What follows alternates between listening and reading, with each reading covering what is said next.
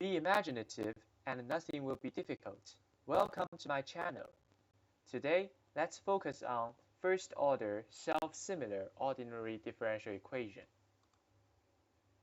Today's video will cover the following 6 sections.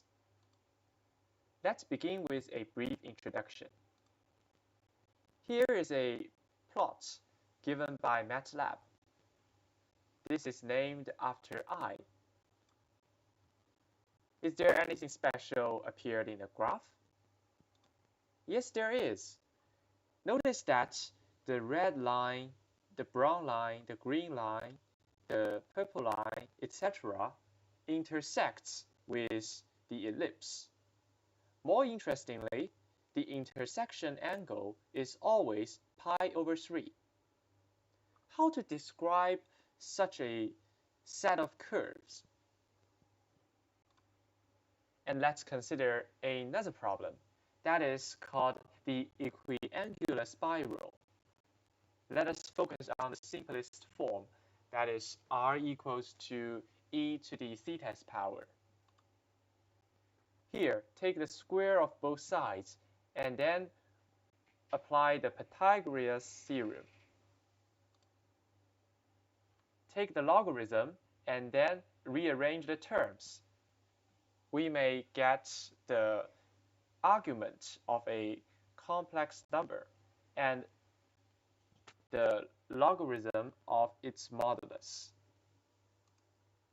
Here, take the total derivative of both sides, and then we get this expression, and it can be simplified to such linear equations. I know you may wonder how to differentiate the argument function. Don't worry, I will explain it later. But more importantly here is that the equation is simplified to a linear form, which only involves the linear combination of x and y times dx and the linear combination of x and y times dy. Let's take another curve, for example. This curve seems more complicated since it involves not only logarithm but also a fraction. However, if we take the total derivative of both sides, then rearrange the terms, we can also get a similar form as before. What's in common here? Let's give a definition to first-order self-similar ordinary equation. Let's show its standard form.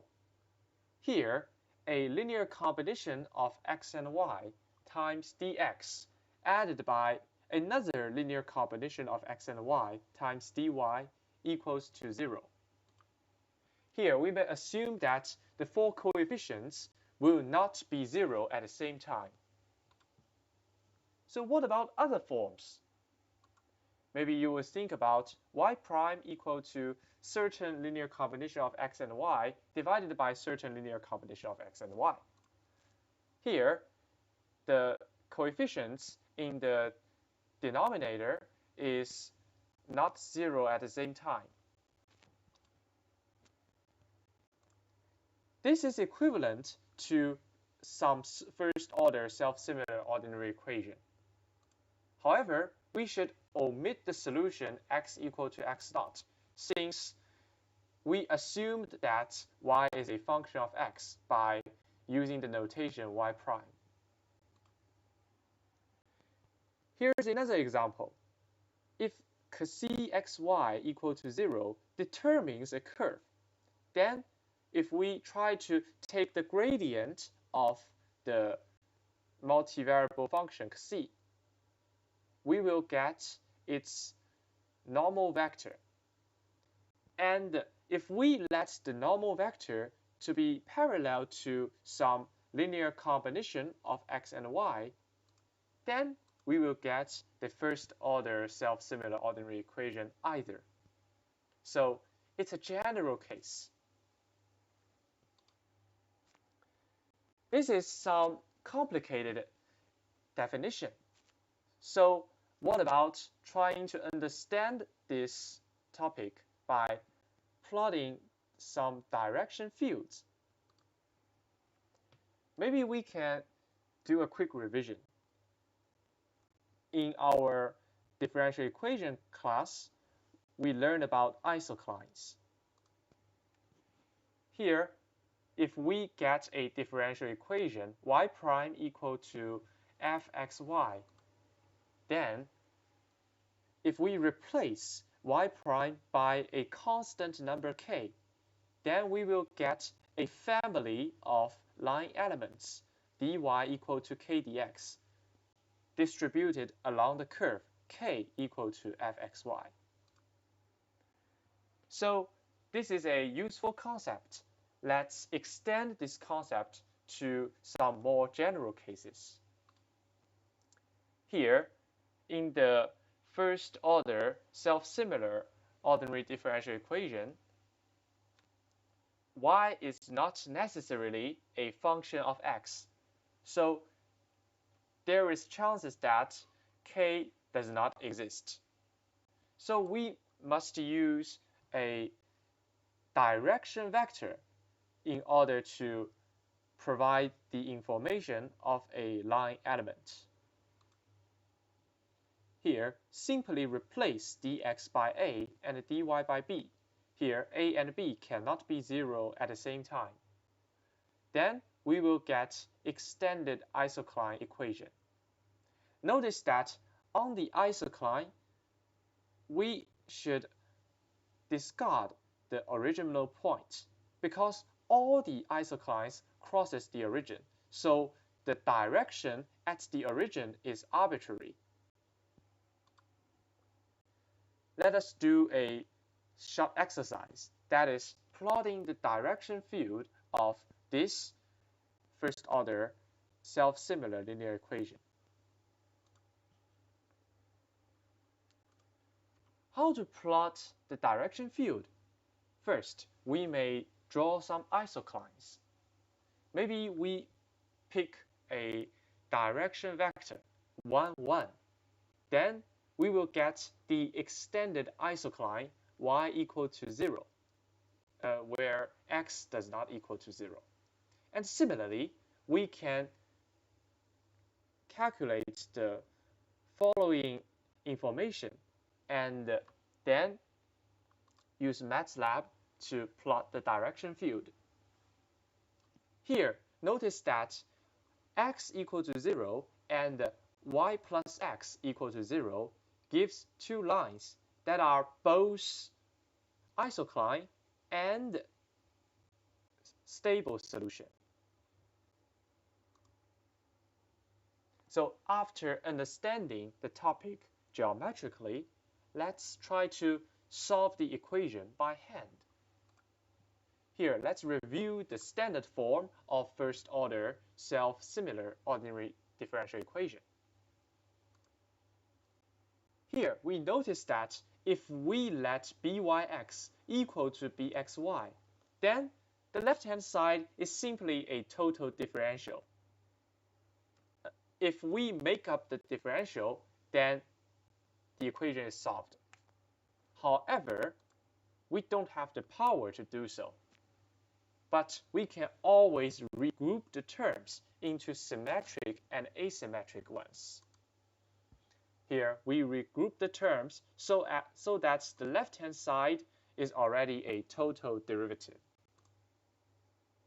And more importantly, the right-hand side is a term scaled by a factor, and the term is x dy minus y dx. This is a special term, and this will be discussed later. Since the left-hand side is already a total differential of a certain two-variable function, let's try to do some study on the function first. Here, when the three coefficients are 0 together, according to the condition that the original four coefficients cannot be 0 at the same time, we know that byx minus bxy divided by 2 does not equal to 0. So the original differential equation can be simplified to x dy minus y dx equal to 0. This gives all the lines crossing the origin. However, when the three coefficients are not 0 together, we may check the discriminant of the two-variable function. Here, we use discriminant to represent bxy plus byx divided by 2 squared minus bxx times byy.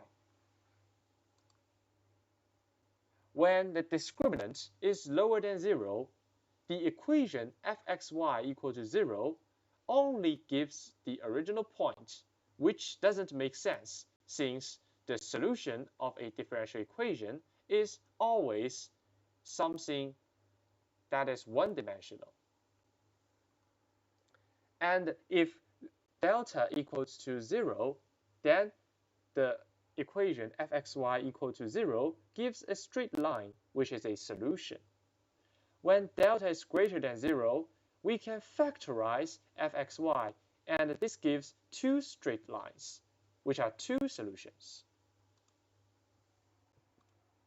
So after dealing with such special cases, what can we do next? Here, we may assume that there exists a point x0, y0 on a curve such that fx0, y0 does not equal to 0. And then we may conclude that fxy is locally non-zero near x0, y0. So we can do division. And do what division? This depends on the discriminant. So since the process is rather complicated, let's describe the process by some drills.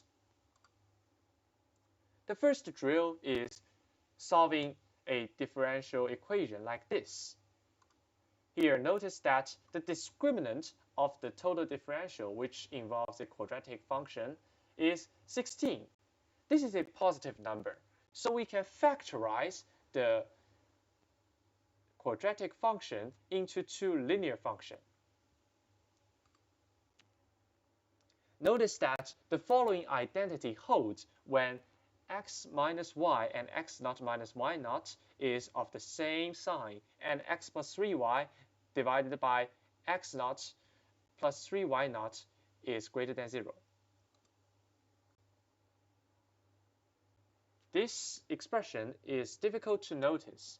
However, as long as we notice this, we may find that the right-hand side of the original equation is similar to this total differential. So let's do some division and scaling to the original equation and plug in the total differential of this logarithm. And finally, we may get this expression only involves logarithm. After rearranging the terms, we may get the final solution to the original equation. That is, x plus 3y equal to 0, x minus y equal to 0, or the 7th power of this equal to the negative 1st power of this. Let's do a second drill. This case, delta equals to 0. How can we solve this? First of all, let's make up the square. And after make up the square, we may try to apply the property of this square. Notice that if we take this fraction and compute its total differential, we may get some result similar to the right-hand side. And finally, let's plug in the total differential of this logarithm, and finally we will get this expression. This expression not only involves logarithm, it also involves some fraction terms. So the solution to the original equation is x plus y equal to 0, or negative 4 times this logarithm equals to 3 times this difference. So the third drill is more difficult. You may ask why? Here's the reason. We know that the discriminant is negative 16. That is a negative number. So we cannot factorize it into the product of two linear equations in the real number field. However, we can introduce a new formula involving complex number and its argument so as to solve this problem. Let me illustrate the formula by putting the two vectors uv du dv on a rectangle. Here, let's place it constructing a parallelogram. And then we may cut the region into some subregions, and then label the edges according to their lengths. So we may calculate the area of the parallelogram, that is dsp equal to u dv minus v du. You can use the area of the rectangle minus this triangle, this triangle, this triangle, this triangle, and these two rectangles so as to get a final answer. And what we care about is the blue triangle shown below. The area of the triangle is simply half of the area of the parallelogram. And for the red circular sector, according to its area formula, we can use it to approximate the area of the triangle. In fact, these two differentials are equal, so we may get the argument u plus vi equal to u dv minus v du divided by u squared plus v squared. After getting this formula, we may solve this equation by hand.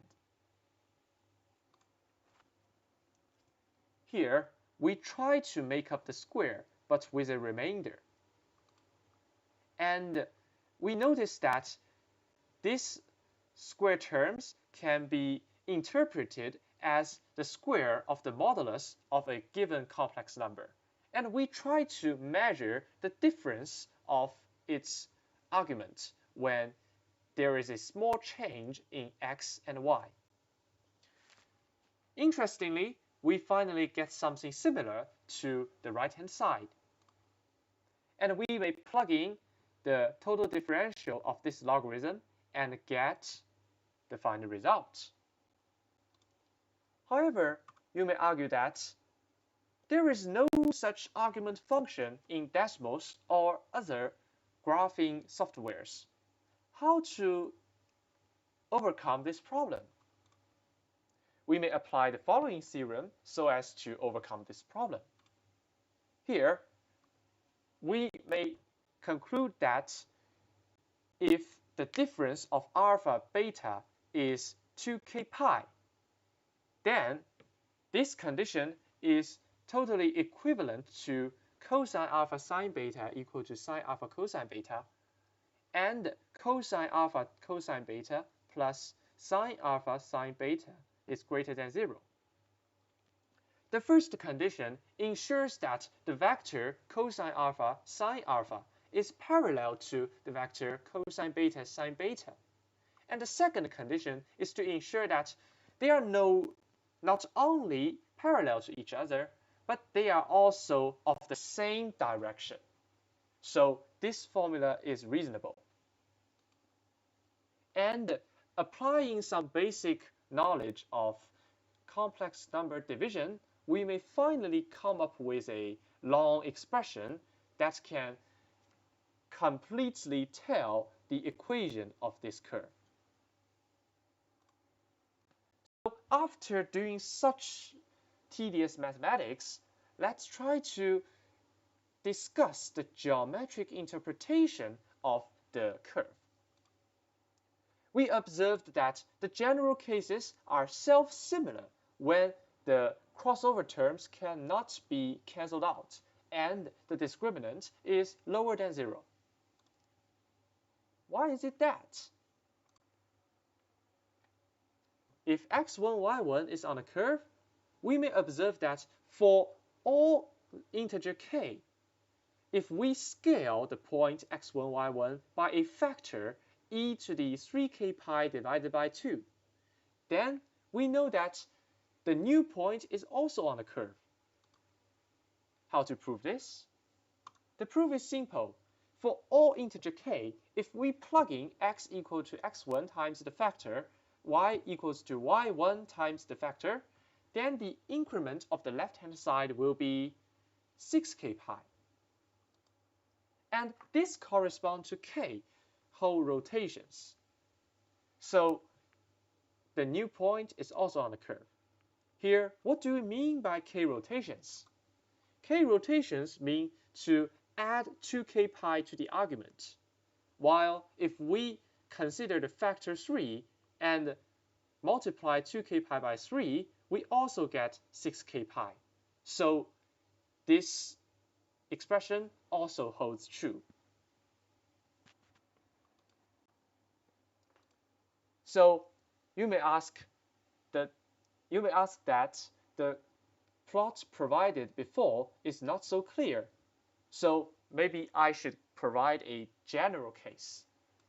In general, if some equation can be simplified to this, where lambda is a non-zero number, then if x1, y1 is on a curve, then for all k belong to z, if we multiply x1, y1 by e to the 2k pi divided by lambda's power, we may find that the new point is also on the curve. Here is a GIF created by Desmos. As you can see, when I increases the value of lambda, the spiral involved in this picture grows up, and the scaling factor decreases and becomes closer and closer to 1. So we may proceed to the geometric interpretation when the crossover terms cannot be cancelled out and the discriminant is greater than 0. The general cases have two asymptotes. Why? Because if we try to consider the limit of one fraction, given that the another fraction tends to infinity, then we may use the equation to derive the result that the limit will always be 0. So the general cases have asymptote x minus y equal to 0. Similarly, x plus 3y is also an asymptote. However, the rate for the curve to get closer and closer to the two asymptotes are different, as is shown in the graph. When will the rate be the same? The question is easy to answer. When this index equals to the additive inverse of this index, then we will get a hyperbola, and the hyperbola satisfies the requirement. And finally, we come to the geometric interpretation when the discriminant is 0. And here we get a graph that is very close to a parabola. However, it's not a parabola. Unluckily, when the crossover terms cannot be cancelled out and the discriminant is 0, general cases has no asymptote. Besides, it has no self-similarity.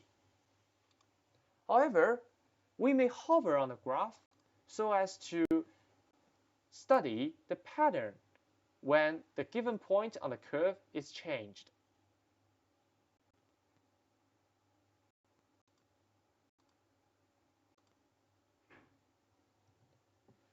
After discussing the behavior of the solution of the first order self-similar ordinary differential equation, let's discuss some of its applications. The first application is beautiful. That is equiangular spiral. As is mentioned in the first place, the equiangular spiral has the form of r equals to e to the theta's power times tangent alpha. And we can observe this beautiful curve from Nautilus, that is a marine life. This graph is adapted from Wikipedia, and we can see that its cutaway forms a beautiful equiangular spiral.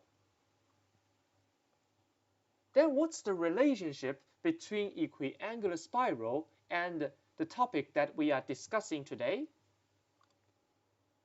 If we take the logarithm and then take the differential on both sides, we may get tangent alpha d theta equals to x dx plus y dy divided by x squared plus y squared. And if we plug in d theta equals to d argument x plus yi, we may end up with a first order self-similar differential equation. That is to say, all equiangular spiral satisfies the first order self-similar ordinary equation. Another application of it is isogonal trajectory. We may start with an ellipse that is x squared plus 4y squared equals to 4. Here, we may recall that I provided a figure called I. This is plotted by MATLAB, and all the curves that radiates out intersects with the ellipse at an angle pi over 3. And we may calculate the total derivative of the ellipse equation so as to find out the equation for these radiated curves. We get 2x dx plus 8y dy equal to 0. That is to say, x dx plus 4y dy equal to 0. And the next step is crucial. On the new curve, if we rotate the direction vector dx dy anti-clockwise by pi over 3, then we may know that this direction vector, that is the new direction vector, is perpendicular to the normal vector of the ellipse, that is x for y. So we may replace the dx by dx minus square root of 3 times dy, and replace the dy by square root of 3 times dx plus dy, and then get a first order self-similar ordinary equation. So we may solve the differential equation and then plot these beautiful curves. Isn't it beautiful? So that's the end of today's video. Thanks you for watching.